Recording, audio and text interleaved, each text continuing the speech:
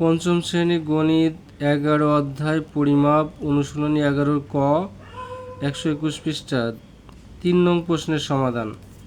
3 নং প্রশ্নটা হলো রেজা প্রতি মিনিটে 45 মিটার করে হাঁটে, মিনা প্রতি সেকেন্ডে 80 সেন্টিমিটার করে হাঁটে, কে দ্রুত হাঁটে? তার মানে কে বেশি হাঁটে আর কে কম হাঁটতেছে, এটা বের করার জন্য আমাদের এখানে আছে প্রতি মিনিট, এখানে আছে প্রতি সেকেন্ড। আমাদের সময়ের এককটা সেম করতে হবে, আবার দূরত্বের এককটা, দৈর্ঘ্যের যে এককটা এটা সেম করতে হবে। তাহলে আমরা তুলনা করতে পারবো কে জোরে হাঁটে আর কে কম হাঁটে। এটা আমরা সমাধান করি। প্রথমে রেজা প্রতি মিনিটে হাঁটে 45 মিটার। 45 মিটার, মিনা হাঁটে সেন্টিমিটার। এখন এই রেজারটাকে আমরা সেন্টিমিটার করে নিই।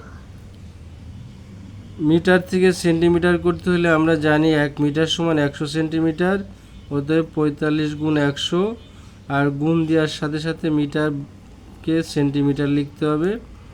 গুণ করলে 100 দিয়ে গুণ করা খুবই সহজ। প্রথমে 2টা শূন্য বসাই দেব, 45 ওকে 4500 সেন্টিমিটার। এবার মিনা প্রতি সেকেন্ডে হাঁটে 80 সেন্টিমিটার।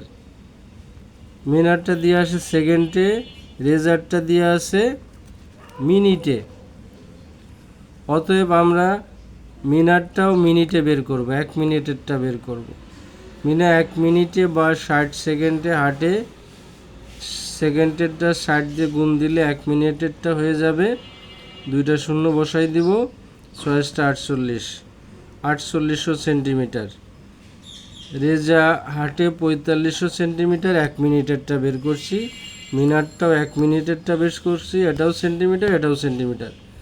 এখন আমরা বলতে পারবো যে কে দ্রুত হাঁটে।